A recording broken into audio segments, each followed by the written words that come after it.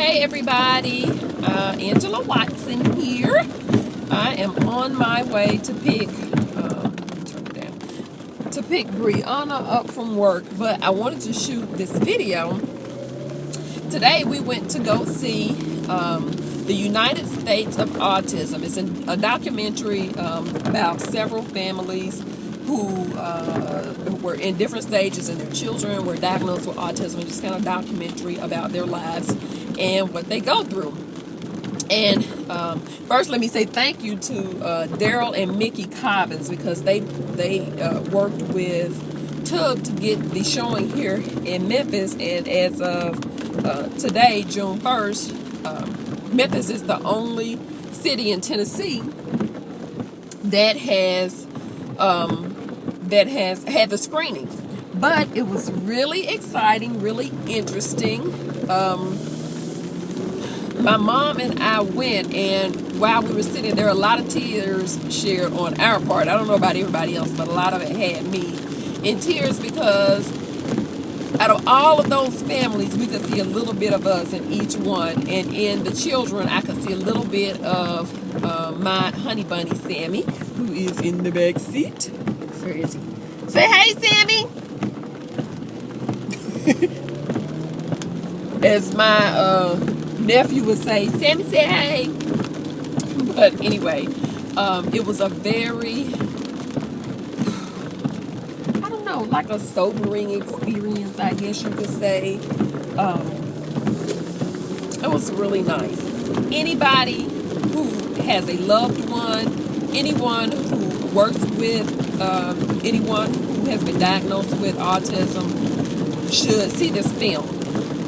My mom was laughing at me because when we got back home, I said that everybody in the United States should be made to watch this film. We have to learn to get along and deal with others. And it made me think back to one of the people were saying, I think it was one of the parents, who said that she had come across another family who actually would not leave the house. I think she said it was two other families that would not leave the house because they were embarrassed. They were afraid of what people would say. They were afraid that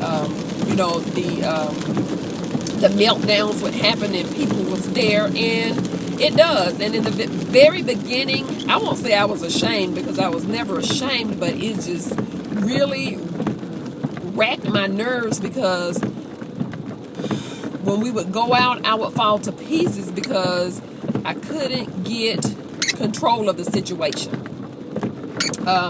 Sammy would have his meltdowns in the store, and I would leave the store probably in just as many tears as he would.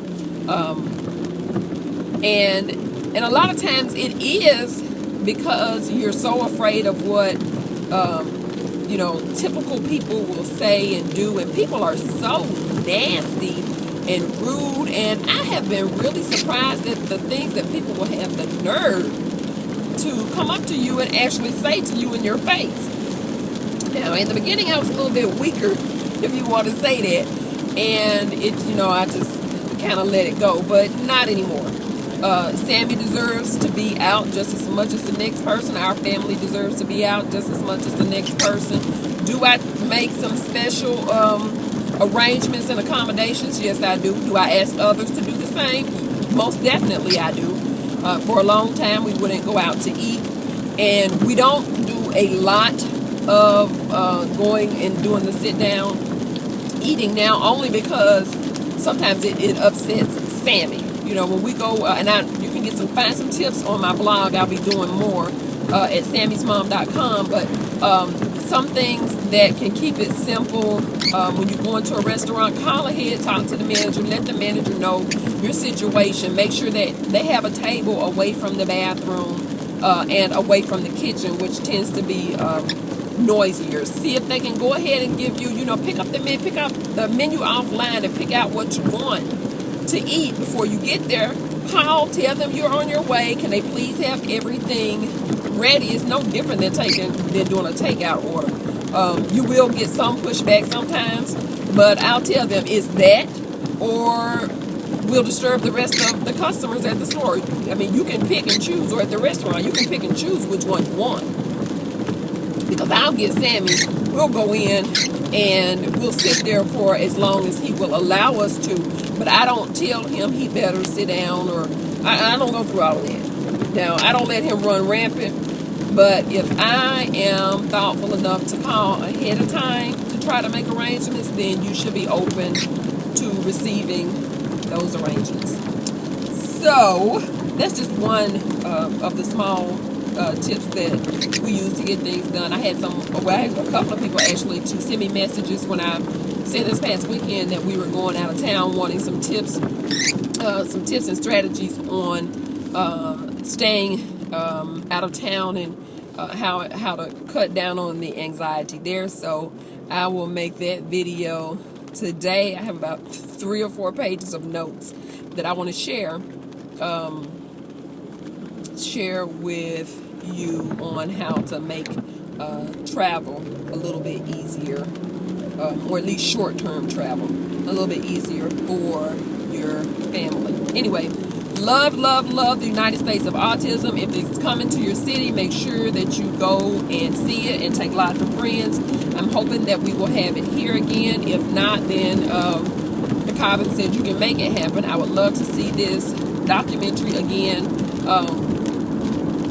with tons of my family and friends there, because Sammy has Team Sammy. We have a support.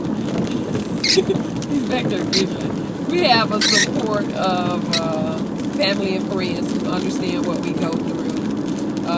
Maybe not necessarily understand what we go through, but they support what we go through and I guess it's sort of the lifestyle that we live based on Sammy's needs. So anyway, this is running a little bit long. Thanks a lot. See you over at Sammy'sMom.com. Go Team Sammy. Thank you to the Cobbins again. Bye-bye.